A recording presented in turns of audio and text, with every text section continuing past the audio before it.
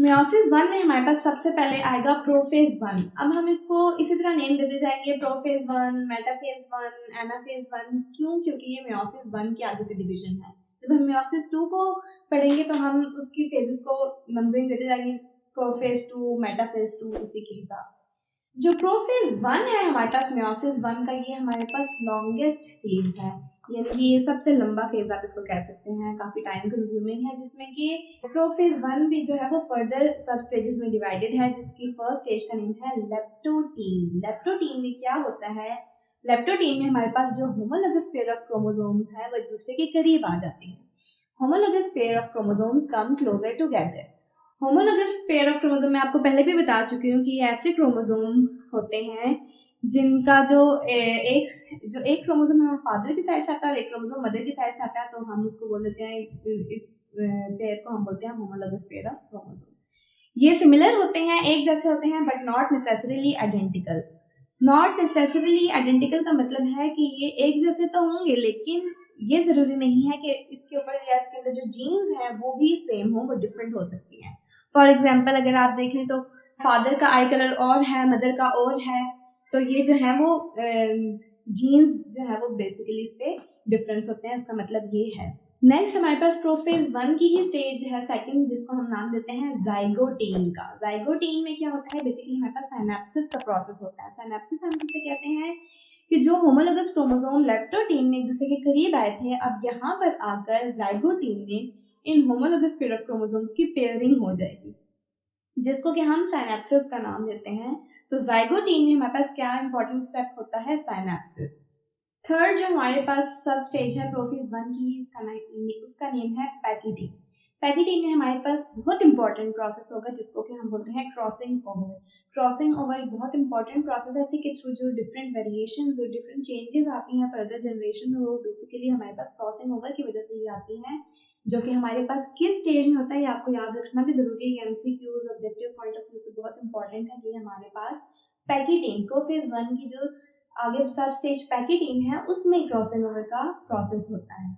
जो homologous chromosome है, अब मैं बार बार ये वर्ड यूज कर रही हूँ होमोलोगस क्रोमोसोम, यहाँ पे मियोसिस में आपको होमोलोगस क्रोमोसोम का वर्ड यूज करना बहुत जरूरी है। मेटोसिस में मैंने आपको सिंपल क्रोमोसोम्स जो है वही वर्ड बार बार यूज किया है। क्यों यहाँ पे होमोलोगस क्रोमोसोम का वर्ड इंतहाई जरूरी है? क्योंकि यहाँ पे हमारे पास जो क्रोमोसोम है वो एक फादर से और एक मदर की साइड से आ रहा है। यहाँ पे हमारे पास मियोसिस 1 में, इसीलिए जब तक आप लोग क्रोमोसोम के साथ होमोलोगस का वर्ड ऐड नहीं करेंगे तो आपका जो है वो आंसर गलत होगा। Now coming toward packeting.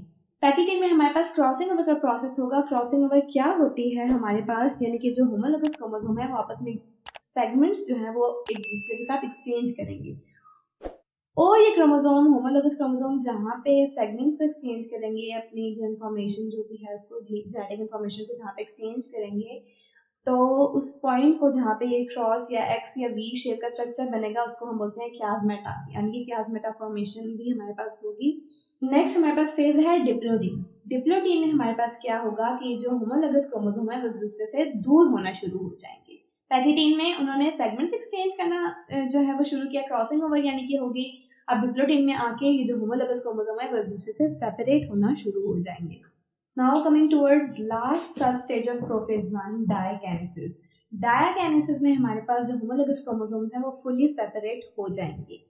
यहाँ पर हमारे पास प्रोफेज 1 जो है वो कंप्लीट हो गया। प्रोफेज 1 के आखिर में हमारे पास न्यूक्लियोलस जो है, यानी कि न्यूक्लियस के अंदर जो न्यूक्लियोलस प्रेजेंट होता है वो हमारे पास गायब हो जाएगा, लेकिन न्यूक्लियर मेम्ब्रेन हमारे पास अभी खत्म नहीं होगी।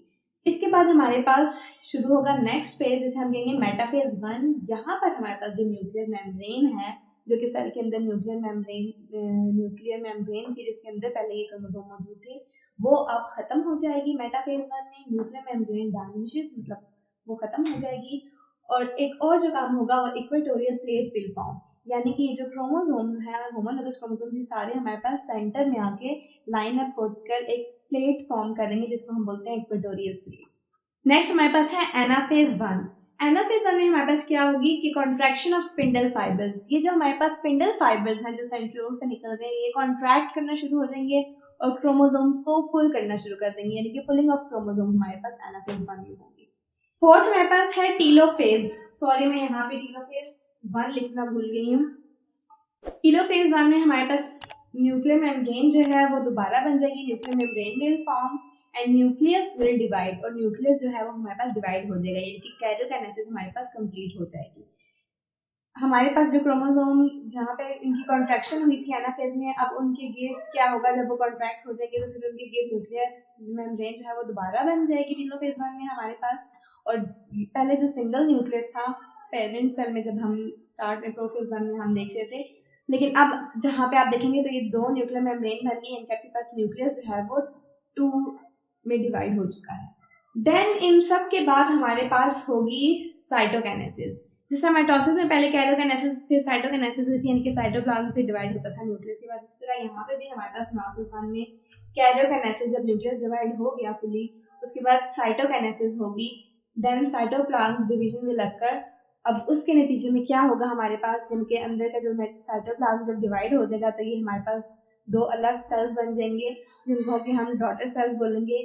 और अब मेयोसिस 1 के एंड में मिलने वाले जो डॉटर सेल्स होंगे उनमें क्रोमोसोम की तादाद जो है वो हमारे पास हाफ होगी as compared to the parent cell. Parent cell में अगर फॉर एग्जांपल हमने 4 क्रोमोसोम्स ड्रॉ किए हुए थे, तो अब हम डॉटर सेल्स में देखें कि हमारे पास 2 2 ईच जो है वो आ गए हैं। तो यहाँ पे हमारे पास मेयोसिस 1 कंप्लीट हो गया।